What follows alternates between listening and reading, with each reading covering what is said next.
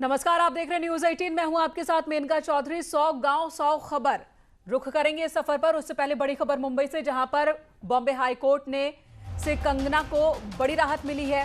कंगना के दफ्तर पर बीएमसी कार्रवाई पर रोक लगा दी गई है। बॉम्बे हाई कोर्ट की ओर से बीएमसी ने कंगना के दफ्तर में तोड़फोड़ की शुरुआत कर दी थी, कार्रवाई की शुरुआत की थी। इससे पहले नोटिस भी चिपकाया गया था और अब ये कार्रवाई पर रोक लगा दी गई है। कंगना को एक बड़ी राहत मिली है। कंगना भी आधे घंटे में मुंबई पहुंचने वाली हैं और इससे पहले बीएमसी की ओर से कार्रवाई कंगना रनौत के दफ्तर पर की गई थी, ये कहते हुए कि कंगना रनौत के दफ्तर में जो निर्माण हुआ है अवैध तरीके से हुआ है। हालांकि कंगना ने खुद इसका खंडन किया था और साथ ही ये भी कहा था कि ये कार्रवाई गलत है और ये सिर्फ कार्रवाई उन्हें परेशान करने के लिए की जा रही है। प्रशांत पांडे हमारे सहयोगी इस वक्त हमारे साथ है। प्रशांत, हाईकोर्ट के फैसले के बाद कंगना को राहत मिली? जी बिल्कुल, देखिए ये कह सकते हैं कि हाई कोर्ट का ये बड़ा फैसला, लेकिन बीएमसी को जो क्षति पहुंचानी थी कंगना के दफ्तर में वो तो पहले से पहुंचा चुकी है।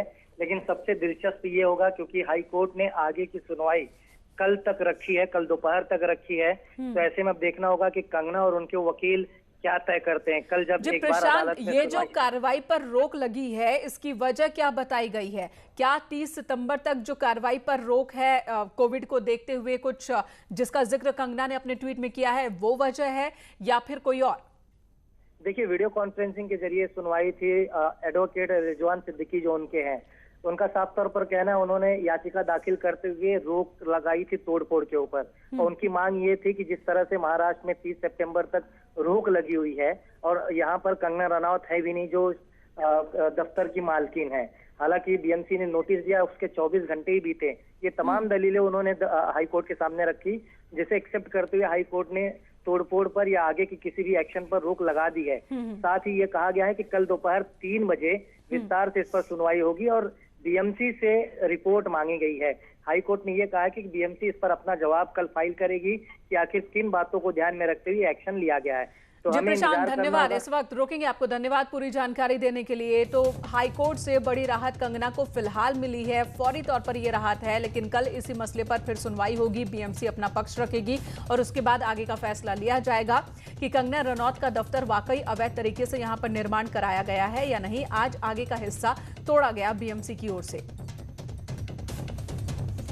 और कंगना के ऑफिस पर बीएमसी की कार्रवाई का यूपी सरकार के मंत्री मोहसिन रजा ने निंदा की है। महाराष्ट्र सरकार पर निशाना साधा।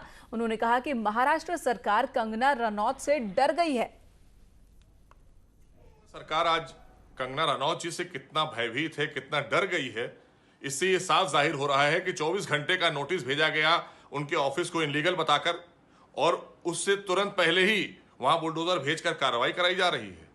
अरे शर्म आना चाहिए महाराष्ट्र सरकार को कि अंडरवर्ल्ड के हजारों भवन खड़े हैं मुंबई के अंदर, आज तक कोई एक भवन के ऊपर इस तरह की कार्रवाई नहीं की गई है। और आज हम सब कंगना रनौत के साथ खड़े हैं क्योंकि वो जस्टिस की लड़ाई लड़ रही हैं और आपको पूरा देश देख रहा है।